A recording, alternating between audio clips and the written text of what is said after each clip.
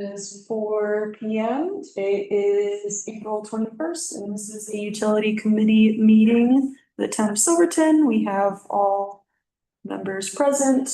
Ron Wakefield and Lindsay Halverson. All right. So we get talking about transfer station. So you guys have seen this one before. It's the proposed fee schedule for some of the stuff out there at the transfer station. I wanted to bring it back to you for two reasons. There's a couple edits here that after thinking about it and witnessing some stuff, it's like, I forgot that one. Yeah. So it's like, let's revisit this one more time. The noticeable one first up is grease. And I have in here a yearly one-time fee of $125. So after looking at it, and to give you some background, last year we paid right at $1,400 to get rid of grease. And we weren't charging, right? And we weren't charging. And this is it's a good catch, but it's like, we should not be responsible for we're taking it, but we're not doing an associated fee with it. And so, and after doing some more numbers between last Friday and today, that should probably be at $150 for a yearly one-time fee. That will even it out pretty darn close. And what I'm taking into consideration is only the restaurants that have the fryers. So if you're French fries, anything like that, where at that point, they got to get rid of the grease and put new in. It's really, for the whole thing, really cheap. Just to do a flat fee of $150, and that gets us right there. I'm not looking to overcharge, but I'm also not wanting the town to absorb that cost at the end of the day. So. Is there a maximum amount of grease that you'll take at that fee? No, and I thought about doing, this is my back and forth. Do I do a flat fee covering the year? The issue is if I done, say, most of them show up with the 5-gallon bucket of it. Okay. Problem with that is then I have to have somebody there counting how many gallons and doing a gallon per gallon rate. In reality, that would be the best way to do it. And maybe down the road, we could change that. So if you have a heavy user that is dumping every other week, that user's pay is higher compared to somebody that's only doing it once a month. You know, that's the balancing point of trying to figure out, let's catch those fees with a blank fee right now. Okay. We're the transfer station, as you know, has many issues. And this is just another one that I've caught that I really want to capture. Okay. So. Is that like just last year's $1,400 just last year? Or this one? It's a very consistent, Okay. every time Titan Grease comes to service, it's a $700 bill, and they come twice a year. Okay. So they're not charging us more depending on how much is in there. It's just being emptied twice. Okay. And so, yeah, it's a flat, we can expect to pay that much. We've been paying the same amount for several years, so.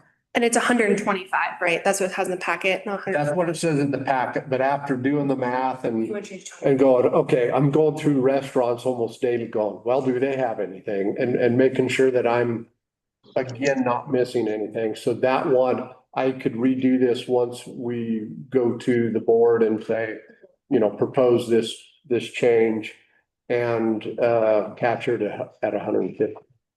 Better be careful. Restaurants not going to let you in anymore. Believe me, I thought about that. In all actuality, it's the fairness of it. Yeah. We should not be burdened with that cost. Yeah. That's a thing. Yeah. So. The other kind of thing, and it's it's on the fee schedule there at the very end that I added because it brings to light some of the other issues that I'm dealing with, and this is the greatest. This one made me laugh, I'm not gonna lie. This one, concrete. Mhm.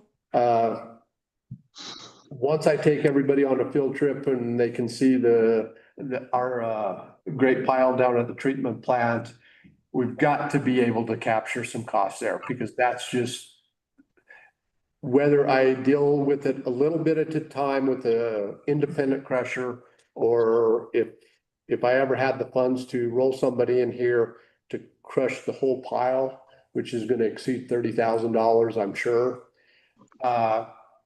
We again should not be burdened with that cost. Everybody looks at us and says, they'll take it. So this is kind of a compromise. $25. Is that enough? Is that too much? I figured that was pretty fair, overround, that it's not. What I don't want to do, even with the transfer station fees, I'm trying to get a handle on this, but I don't want to create another problem where now we see concrete piles just appear next to the river, or we don't see TVs thrown on the ground. I'm trying to be, and believe me, I've seen that in places. So I don't want to create a monster, but at the same time, enough snuff, we got to be able to collect some of this because it costs money to get rid of this. I mean, from what I've heard, some contractors have been budgeting dumping like into their budgets, but they've been under budget on projects because they just haven't been charged. So I don't think it's unreasonable to say we're actually going to start charging if they're already budgeting it. Yeah. Does anyone else collect concrete like around here? Like, is this? Not around here. Now in Montrose, there's some of the concrete outfits will take it. Yeah. But there is a charge for that. Is it like similar or less? Well, it depends which one you talk. Yeah. Okay. On any given day. It's around the same ballpark. Yeah. Okay. Because they still incur the costs running their crusher. And sometimes if you have a big enough pile, what they'll do, I know one contractor down there, they'll say, well, we'll come in and crush it, but the pile is ours. Great, have at it. So there's so many different variables when it comes to different operations. I know there is one contractor, they love asphalt because they'll recycle it for millings and everything. So they'll come in and make deals like that. We'll crush the whole pile, won't charge you $2, but we get the pile because they make their money on the back end of it. So there's always options for people. Yeah. So, Jim, you got any comments? No, I like the fact that we're going to be charging for all these things. It's what needs to happen. Yep. And I think 150 is more than reasonable. Mhm. Maybe a Melina and Elizabeth question in that, like, I mean, in addressing the not creating a system where people are just dumping things, is that text report still a good way to maybe deal with some of that as an issue of like, hey, there's a TP down by the river or whatever? Eric should be monitoring it. Yeah, That's his work, so. so that could be like a way to at least, Yeah, I mean, if there's issues. start having a problem with people leaving garbage in obvious places, we're gonna find it. Yeah. You know, we all spend so much time outside and, walking around. If you find something, then yeah, just let us know. Yeah, and we could specifically promote that number as a means to report illegal dumping. Mhm. And there's a few other ways we can monitor a Yeah. few things too. So it adds more complexities to the staff, doing that. But I mean, overall, I'm thinking this is pretty fair. I spent most of the day out at the transfer station yesterday. Fun. And, well, I wouldn't go that far, but But some of the stuff in this really, like TV, computers, monitors, and electronics. It's like, there's a whole dumpster out there. Yeah. And we're paying for the removal. So it's stuff that we need to get under control. So, Yeah, if there's any step that we can take to get the refuse fund out of the red. This is how. I think makes sense. Well, that's what I'm saying is like the number, if we're trying to like lower the burden on staff to like walk around and spot illegal dumping, then people really care in town about what town looks like. So I think that if that started to happen, I think that we would hear about it pretty quickly. okay, I got a couple of questions for you. And I'm sure I already know the answer, but freezers and refrigerators, you're gonna make sure there's no freon in them before you take them? so that one there, right now, Bruin takes care of that when they take them Okay, over. perfect. So if they're, depending on what the future lies, there will probably be a time that it might be beneficial for town staff to do that. And at that point, then there will be another charge on top of those for removal of that. Okay. So, yeah. All right, good. One other question, one other thought, maybe, for if you got new construction going on, a new house going up or a major remodel or something, could we make those people get their own roll off? That way they're paying for that instead of bringing it out here and we're paying for it. Yep. And I think Bevan's already working that direction as far as with building and compliance. Yeah, So we had a conversation about that. he's got most of them on board with that. Good. Yeah. So we're moving in the right direction. We're taking small steps, but yeah. Good, cool. Thanks. Okay, moving on. So this one here, I need to apologize up front to you because I've got two of the updated bids, one of them from Ferguson, one of them from so there was a buyout. It used to be National Meter, and then it went to Badger Meter, and of course, all the big guys on the big block, they keep buying each other out. It is now called BBE, and they are for basically the Badger Meter system.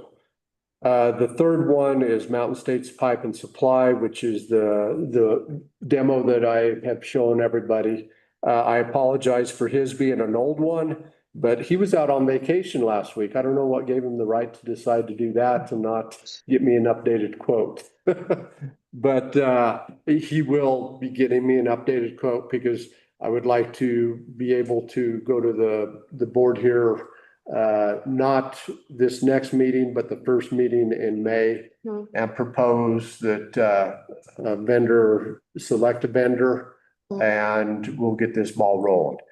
All three of them have meters in stock. I will, when I get the new Mountain States quote in, that will be part of it. It's my opinion that that's the direction I want to head. It's just for their service. It's kind of an all-in-one. We don't have to do any cell coverage studies. Their meters are reasonably priced. If you look at a couple of them, it's like, yeah, that's a lot of money for a meter.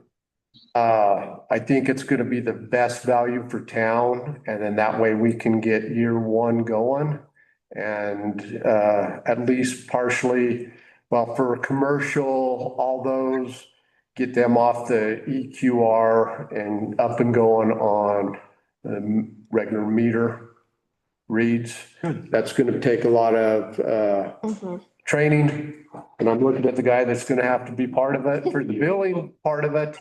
The good thing is all three of these do work with Casal. So that will all be pulled in together so that it's not, well, we don't work with them and then I have another obstacle that I got to go through. So they interface very well. Sorry, which one were you looking at again? The Mountain State. Mountain States. Yep. So Stuart, can you leave your phone number when we have a complaint? We'll just call you. I'm gonna get a big billboard. Right at the start of town. Uh, That's, So this is just more of a little bit of an update Okay. of the direction. Yep. And it's gonna be here pretty soon. So, Good. that's kind of on that.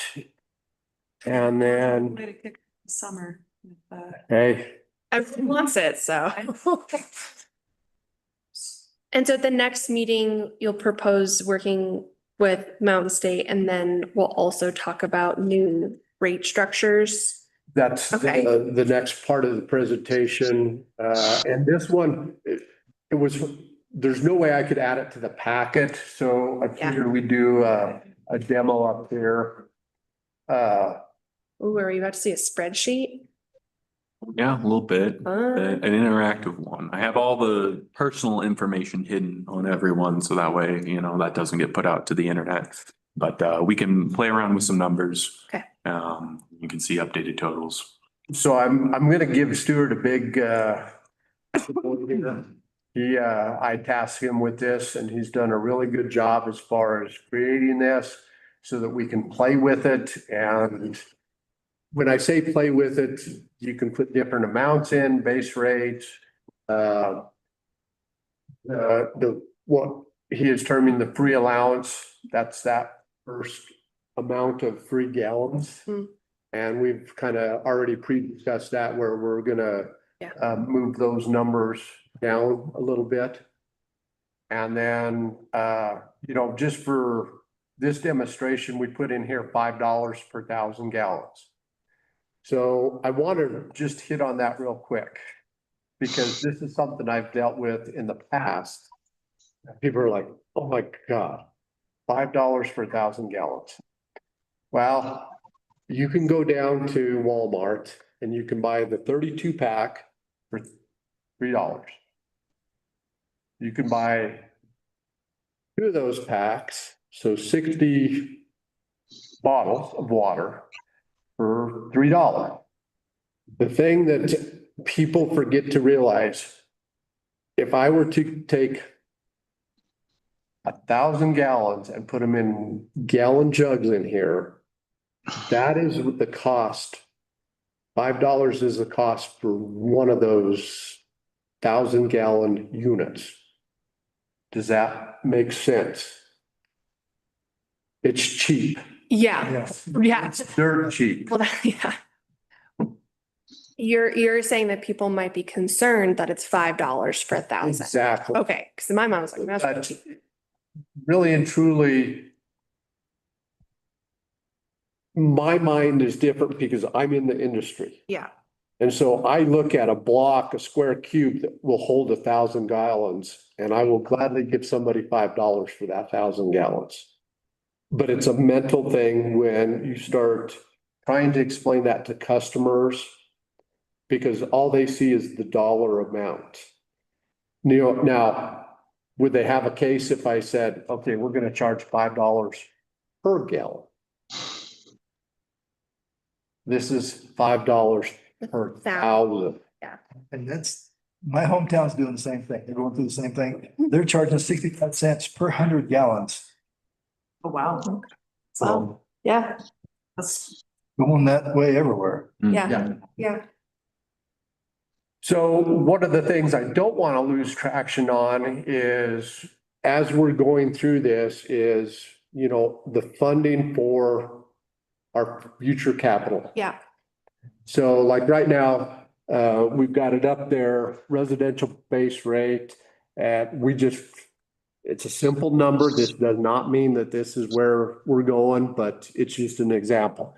$100, and that gets you that residential base rate. Residential free allowance is 3,000 gallons a month. And then the residential charge per 1,000 gallons, again, past that free amount. So anything over that 3,000 gallons that is registered water, then you start getting into your charge. So, I mean, can she? She can edit it, Okay, yeah. so Yeah. go to the residential $5 and plug in $5.50. So it changes the math down at the bottom. Yeah. Okay, so again, from residential to commercial base rate, we just put 105. We got to start somewhere. Of course, we've already talked about that free allowance being up there to that 5,000 gallons. Mhm. And then off of there. Now I've seen systems do it a little bit different where commercial rate is a little bit different than residential rate. And this is the place we can play with it. So we can throw out some numbers and go, okay, let's go commercial rate. Let's give them, because they are your higher users, let's go to $4.50 For their commercial. for their commercial. Mhm. The one thing, when we do all these different scenarios, the one thing that I'm really want to convey is that base charge that we need to stay with that. Mhm. Because we're to this point where we've got some big stuff coming up. Mm.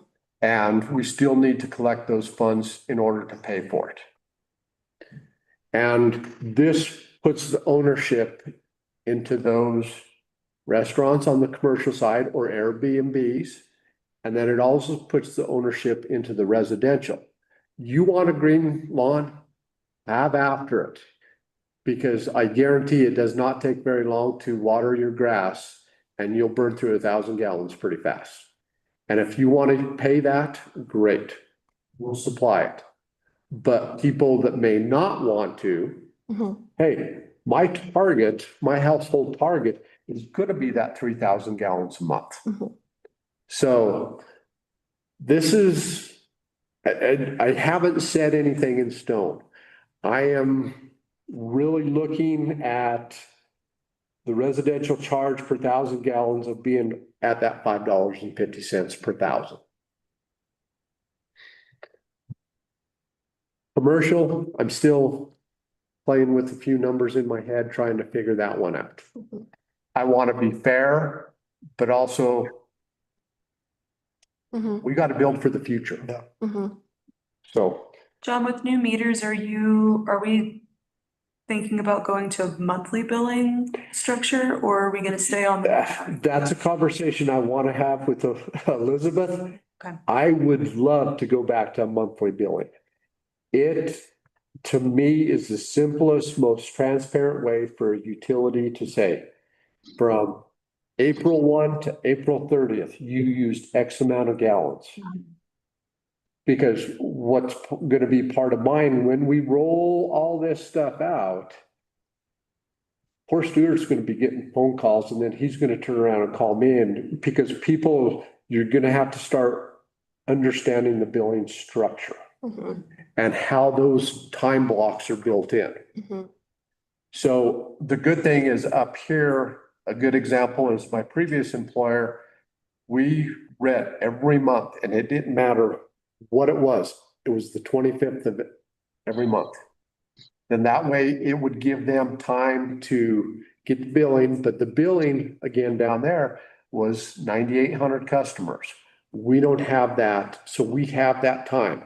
So the closer you can be from an April 1 to, let's say Stuart's really good and can get out billing in 3 days. Mhm.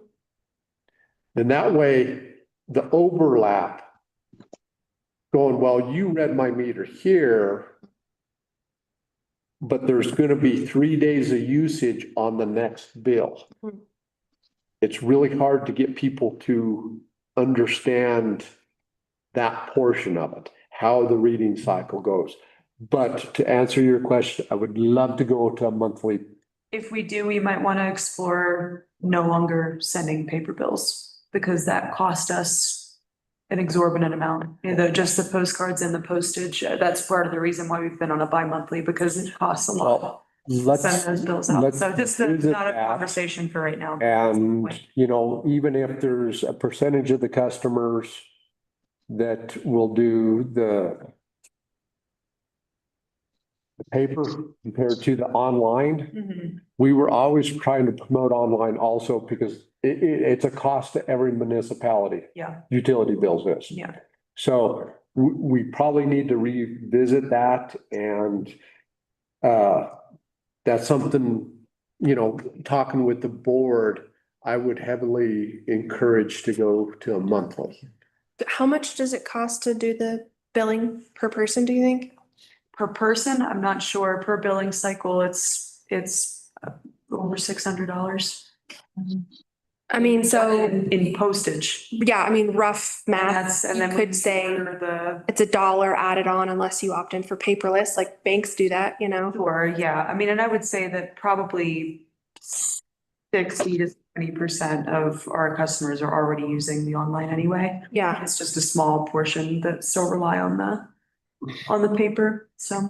Was the switch to bi-monthly billing just solely motivated by mailing costs, or were there other? I think that there were a lot of factors. I could ask one of the old clerks that's still in town, but I think that they went back and forth on that for a long time. And then at some point, maybe tried to switch to monthly and then it was too difficult, so they went back to bi-monthly. Okay. It'll take some configuration changes in Cassell too, to go to a monthly rather than a bi-monthly, but that shouldn't be too difficult. I have heard that's been a pain for like landlords in general, is like figuring out what to charge, like how to do that charging. So I'm sure they'd probably appreciate. I think it'd help everybody. Yeah. To go back to a monthly statement. Yeah. And even on that note, if your monthly bill, instead of getting a monthly bill, and I'm just gonna round numbers again, say every 2 months, your utility bill is $300. Well, you know, you gotta pay it, but boy, it'd have been nice if I could have paid half, you know, if it is monthly, then it all of a sudden decreased in some aspect. Mhm. So, but I'd love to revisit that. Maybe we'll Yeah. investigate and Yeah, we can. so. Jim, I don't want to leave you out. Well, I appreciate that. Whether it's 30 days or 60 days, I think the overarching desire for this entire process is to get everyone paying. Because I don't think it matters if it's 30 days or 60 days or 90 days. If we have a good portion, half, if not a little bit more, who aren't paying into the system, then the system doesn't work. And then we won't have enough money. We'll guaranteed not have enough money for our future endeavors, which are to essentially rehabilitate the system. So whichever works, I'm for. I mean, we can go back and forth all day long, but When we were talking about doing this, I mean, I feel like we spent a lot of time making sure that this fund was back in a good like state.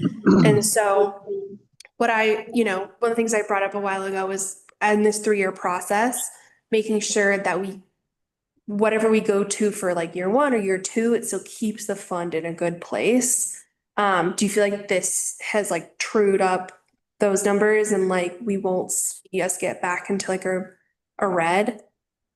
Okay. Yeah. Yeah. Where we are in water and sewer is been stable. Okay. And And this will still be stable. continue on this path, it'll Yeah. get stable.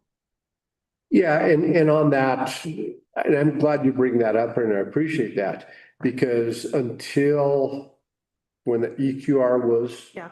put in, there was a big jump in rates. Yeah. So, that's something that we gotta always keep on our radar. Because it's a easier sell, in my opinion, to be able to incrementally Mhm. get those rates instead of, oh my goodness, we got this huge one. And, you know, Silverton's no different than a lot of other systems. And they try and go as long as they can without raising rates. But at the point that Silverton raised rates was a good thing. we just don't want to lose that momentum because of future projects coming up and everything. So, but still make it as viable as we can for both residential and commercial users. So I'll be putting more fine tuning on this, but I kind of just wanted to show you what I've had Stuart working on, give him a attaboy because he's done a great job at putting this together and, you know, going, well, what does this look like? What does this look like? It's been a lot of back and forth, and now it's time to hit the ground running. Yeah. Yeah. When you're gonna bring this to the board and this like finalized? I can, and probably by the time I bring it to the board, that first meeting in May, I'd like to be able to say, these are the numbers that I think we should stick with and get the graces to move forward with it. Okay. Sounds good. So. Anything else? I'm trying to make this as quick for everybody. Being I good. didn't see that. I did good today. You're doing pretty good. I know, because I'm like, I could do it. I could keep going. I'm not going to. So any questions for me? Or Stuart? Or- No, it looks really good. There you go. Yeah, It's good. Moving forward. yeah. Okay, I did see, John, that I was telling you last time, the water district down, by the golf course, they moved to new meters and they're using Metron apparently. I've had good experience with them too, so. well, I'm glad Just- that. I know some background. There was Yeah. a time when the city of Montrose used Metrons and it was a disaster. Really interesting. Beyond a disaster. So they had a drive-by reading Mm, system. mhm. And it got to a point where if that meter didn't read in, staff was doing 1,000, what we called rereads. We would physically go out and reread the meter. Oh my God. They may have improved, but from personal experience, I'm not going to go down that road. Totally. Makes So, sense. That's what was happening here before EQRs. Yeah, so, yep. and the one that I'm going to propose is cell-based. We got a good cell tower there. We can use it. We can make that agreement. And it's literally going to download every read that we have in a matter of seconds when Stuart presses the button. So much power. So much power, so much convenience, hopefully. Well, and even in Montrose, when we used to do reads on an Optron system with Badger meters, we would collect 9,800 reads in about 10 seconds. And that just saves a whole lot of manpower. Mhm. And before I left, we were down to going out and verifying maybe 50 reads a month. So That's good. the technology is there and it will work for the town here. So, Cool. and then everybody gets their own little portal and they can track their usage. That's good. I think it'll be good, yeah. Yeah. Cool. So. Well. Promise I'm done. More questions? Do we want to entertain Jim's? Yeah. Is he just? Do a public comment? No, Jim, you're not in the room, but we have someone here for public comment. If you Great, want to, Jim. absolutely. He's just listening. I'm just waiting for the meters. Okay. Oh, aren't we all? And we definitely want to get it, we want to get it installed and John, we've already talked, he knows that before we open. Okay, good. Yeah, he thought out then. Meter's in the mail, don't worry. We're ready. We're gonna get there. So, yeah. It'll go fast once we say yes, so. Cool. The time is 4:35 PM and we can adjourn this committee meeting. Bye, Jim. Bye, Jim. See you later, Jim. I'll see you guys. Just tell me about.